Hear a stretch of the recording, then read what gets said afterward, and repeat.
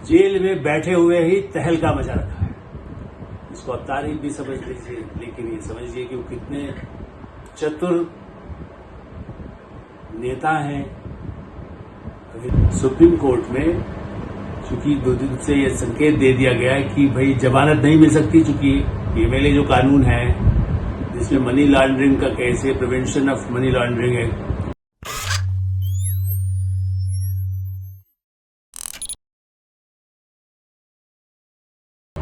नमस्कार, मैं हूं आलोक मेहता।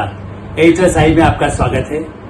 हमारा अनुरोध है कि आप एडिटर्स आई देखें, सब्सक्राइब करें, लाइक करें, अपने मित्रों और दोस्तों को भेजें और जो आपकी राय हो वो तो हमें अवश्य लिख दीजिए।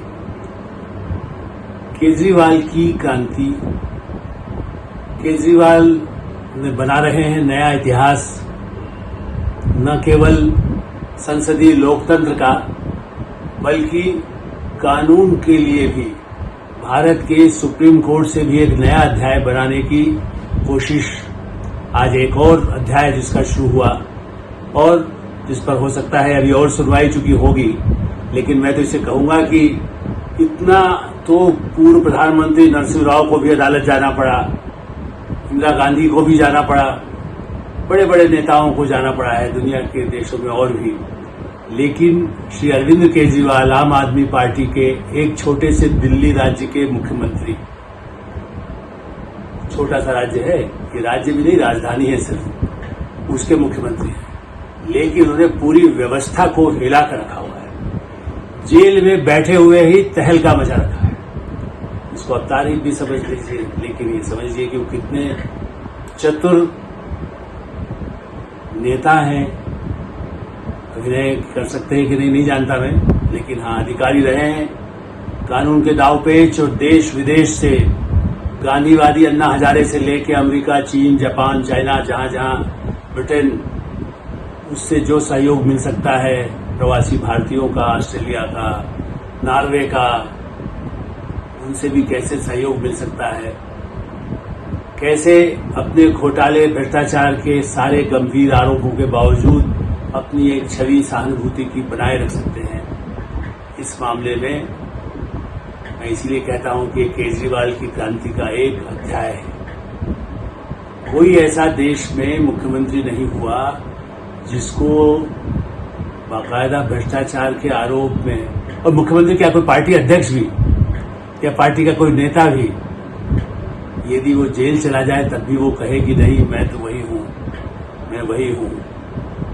आरोप नहीं सिद्ध हुए तब भी अडवाणी जी तो अध्यक्ष पद से इस्तीफा दे दिया था। मैं फिर आऊंगा वापस जब दोष मुक्त हो जाऊंगा, हवाला काट में, तो कुछ आरोप नहीं था, कुछ उनके सबूत भी नहीं मिले, केवल डायरी में कई नाम किसी ने लिख दिया। लेकिन यहाँ तो हजारों, 7 कितने पेजेस पर पेजेस भरे जा रहे हैं। 2 साल से सुनवाई हो रही है, उनके मंत्री जेल में हैं, लेकिन केजरीवाल जेल में भी शायद मुस्कुरा के जैसा कहते हैं कि भाई मैं तो राज कर रहा हूं, वहीं से चलाऊंगा। दिल्ली चला रहे, दिल्ली नहीं चला रहे, वो देश की राजनीति को भी सारे अपोजिशन का साथ लेने में भी सफल हो रहे हैं। कांग्रेस पार्टी जिसको उन्होंने सत्ता से हटाया, वो भी साथ में कंधा लेके खड़ी हुई है, बिल्कुल जैसे कहते कुर्सी उनकी अपने कंधे पर रखी हुई है कि आप जीतिए महाराज, आप जेल से बाहर आइए, वरना हम तो बिल्कुल ही गिर जाएंगे, फिर से पहले ही मरे पड़े हैं, पहले ही हारे हुए हैं। ऐसी स्थिति में इसलिए इसे मैं हमेशा कहता हूं, शायद बहुत कम लोग बनेंगे कि अरविंद केजरीवाल से ज्यादा चतुर नेता भारत देश में नहीं हुआ, न आजादी के पहले न आजादी के बाद।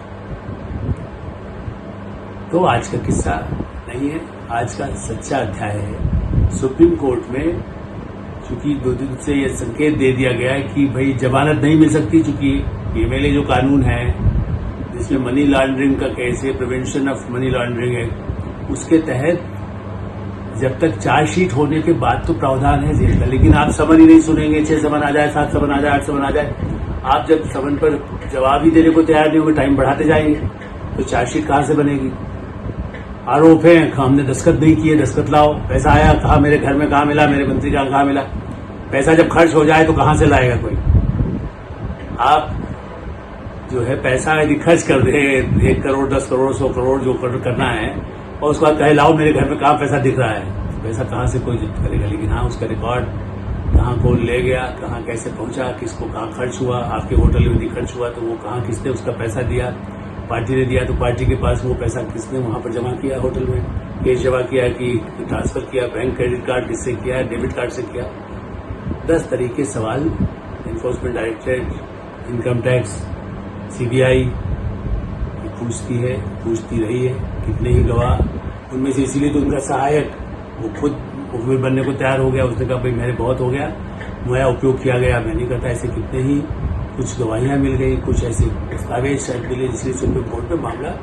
लेकिन सुप्रीम कोर्ट के सामने जब अभिषेक मनु सिंघवी जैसे बहुत बड़े वकील देश के जाने माने वो अड़े हुए हैं, लगातार निचली अदालत से लेकर सुप्रीम कोर्ट तक बार बार उनका आग्रह यही है कि भाई इनको, ये बड़े नेता हैं, प्रदेश के मुख्यमंत्री, कोई भाग थोड़ी जाएंगे, आप इनको बाहर आने दीजिए, इनको जमानत दे दीजिए। तो सोचा कि ठीक है, वैसे जमानत का प्रावधान तो नहीं होता है, लेकिन क्या इस पर हम विचार कर सकते हैं अंतरिम जमानत पर। थोड़ा सा सहानुभूति का रूप दिखा तो जोश हो गया कि आज सुनवाई होगी और 2 बजे 4 बजे बाद तो वो बाहर जेल से जैसे ही उनको छोड़ा जाएगा। जुलूस पूरा आम आदमी पार्टी ने ऐसा बताते हैं कि बाहर ज्यादा प्रकट नहीं किया गया, लेकिन तैयारी करके रखी गई थी कैसे उनको बाहर आने के बाद विजय जुलूस की तरह निकाला जाएगा कि देखिए ये दरफरार पाएंगे। जनता सामान्य तो समझती नहीं केस कहाँ है। तो अरविंद केजरीवाल को जेल से बाहर लाने के लिए वकीलों ने दलील दी, अभिषेक सिंघवी उनके सहयोगी, और इसलिए मैं मानता हूं कि उनका एक अपना आग्रह था कि ये बाहर आकर पार्टी का काम तो कम से कम चुनाव प्रचार कर सकते हैं। लोकतंत्र में चुनाव हो रहा है और अदालत ने, जस्टिस खन्ना और उनके जस्टिस ने कह दिया 2 दिन, जो कि भाई ठीक है, हम इस पर विचार तो कर सकते हैं, क्या कारण हो सकता है, विशेष परिस्थिति पे क्या ऐसे अंतरिम जमानत दी जा सकती है।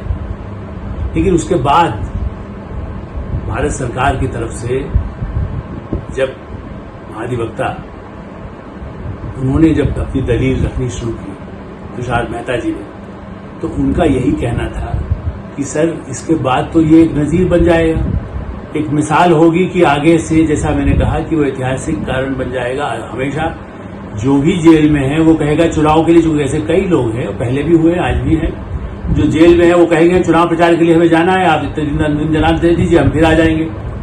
फिर वहां जाके क्या बोलेंगे, क्या नहीं बोलेंगे, क्या करेंगे, ये तो चलिए आपने, इन्होंने कह दिया अभिषेक सिंघवी जी ने कि अदालत पूछा भाई वो कोई फैसला नहीं करेंगे, उन्होंने कहा नहीं, दस्तखत ही नहीं करेंगे।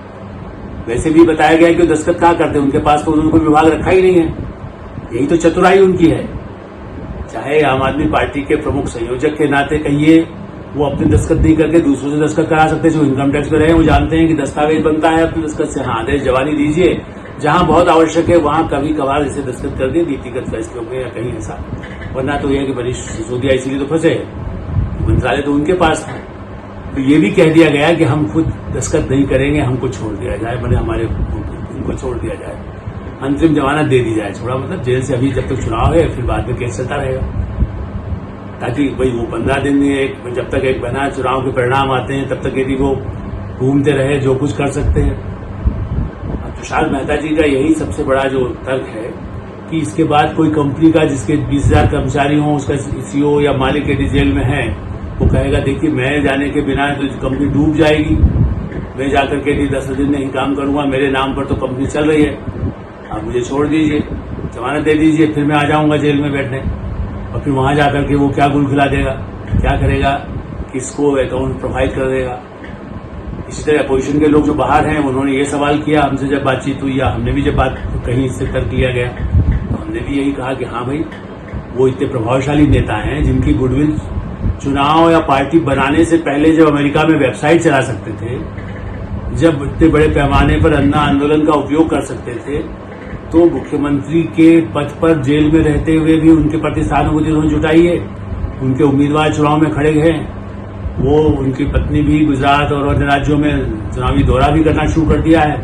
तो वो आकर के यदि पिछले चुनाव के लिए नीति बदलने के बाद जो आरोप आया कि 100 करोड़ रुपया हवाला से मिला और उसका चुनाव में, गोवा के चुनाव में खर्च हुआ, ये अदालत उनको निर्दोष साबित कर दे, जैसे हवाला कार्ड में हुआ या कई वैसे मामलों में होते हैं जिसमें उनके पास कोई सबूत उनके नाम पर न मिले तो छूट जाएगी, ये भी बैक है। लेकिन जब तक दोष मुक्त न होते इस आरोप के बाद, क्या वो फिर से कोई बिना नीति खुद बनाए जवानी भी जो लोगों को आश्वासन दे करके कि अब मेरा मामला नहीं, उसके बाद चार्जशीट के बाद तो मैं वापस आ ही जाऊंगा, जमानत तो चलता रहेगा, केस 10-20 साल चलेगा। लालू यादव 10-15 साल केस चलते रहे, आज भी चल रहे, चलता रहेगा। मैं आपको ये वायदा करता हूँ 1000 करोड़ के भी चुनाव के खर्च का इंतजाम हो सकता है, नहीं भी हो सकता है। मैं ये नहीं कह रहा हूँ कि हो ही सकता है, लेकिन इसका उपयोग राजनेता अपने प्रभाव का उपयोग करके पार्टी के लिए, लोगों के साथ को दबाव बनाने के लिए, गवाहों को जवाब दिलाने के लिए, उनकी तरफ से खुद न भी हो, उनके समर्थक ये सोच करके कि अब तो ये बाहर हैं ही, कितनी देर में हम कुछ कर दें, गवाहों को प्रभावित कर दें। अब ये सब आशंकाएं हैं। जैसे अदालत में दलील दी जाती है, हम इसलिए मैं मीडिया ट्रायल की बात नहीं कर रहा हूं, मैं तो एक कानून के पक्ष जो रखे गए, चूंकि कोर्ट ने ही इस बात को माना, वरना कोर्ट तो जमानत दे ही नहीं रहा था, इसलिए अदालत उन्होंने नहीं दिया।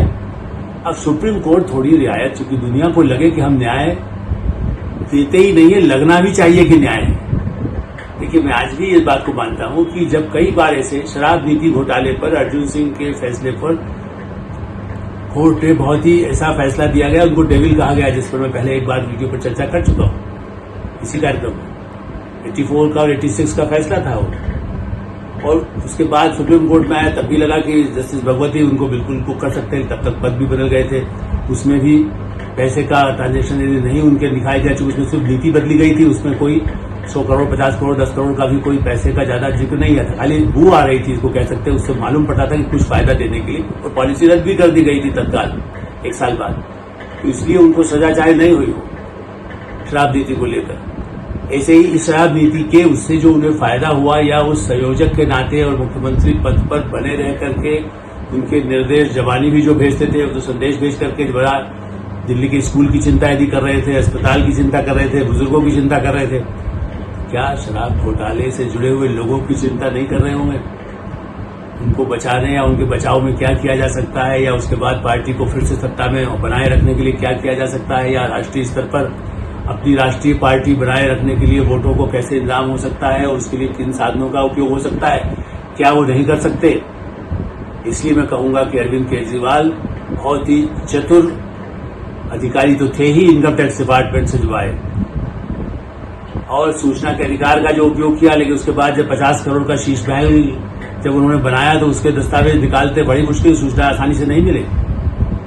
तो उसमें भी वो चतुर हैं, सूचना कैसे न मिले, शादी कहता है कोई उस तरह का नहीं, चाहे बड़ी सुरक्षा के उसमें इंतजाम में रहते हैं, बड़े शीश महल में रहते हैं, लेकिन लगता ऐसा है कि उनसे साधारण आम आदमी तो कोई है ही नहीं। इसलिए उनको चतुर राजनेता के रूप में नया अध्याय बनाने के लिए संसदीय लोकतंत्र में, और सुप्रीम कोर्ट को भी कानूनों पर पुनर्विचार के लिए इस तरह की स्थिति बनाने वाले अरविंद केजरीवाल, अब ये 2 दिन बाद फिर से कोर्ट सुनवाई होगी, हो सकता है और आगे चले। अंतिम गत्वा मेरा तो न्यायालय में पूरा भरोसा है, न्यायपालिका सर्वोच्च है, उसका सम्मान करना चाहिए, वो उदारता दिखाए, लेकिन कानून की धाराओं को बदले, संसद बदले, वो बदले, और एक नई स्थिति कायम कर दे। तो 5000 लोगों के जो केस चल रहे हैं, जो नेता ही अपने को कहते हैं, वो भी चुनाव प्रचार के लिए 5000 एप्लीकेशन स्थिति अगले दिनों में, अगले महीने के इस 1 महीने के दौरान आ जाएगी, तब सुप्रीम कोर्ट कैसे विचार करेगा, ये भी एक विचार का विषय है। HSI में यही विराम देते हैं। आपसे अपेक्षा है कि आप HSI देखें, सब्सक्राइब करें, लाइक करें, और अपने मित्रों को फॉरवर्ड करें। जब भी आपको कोई राय हो तो उससे हमें अवश्य अवगत कराएं। धन्यवाद, नमस्कार।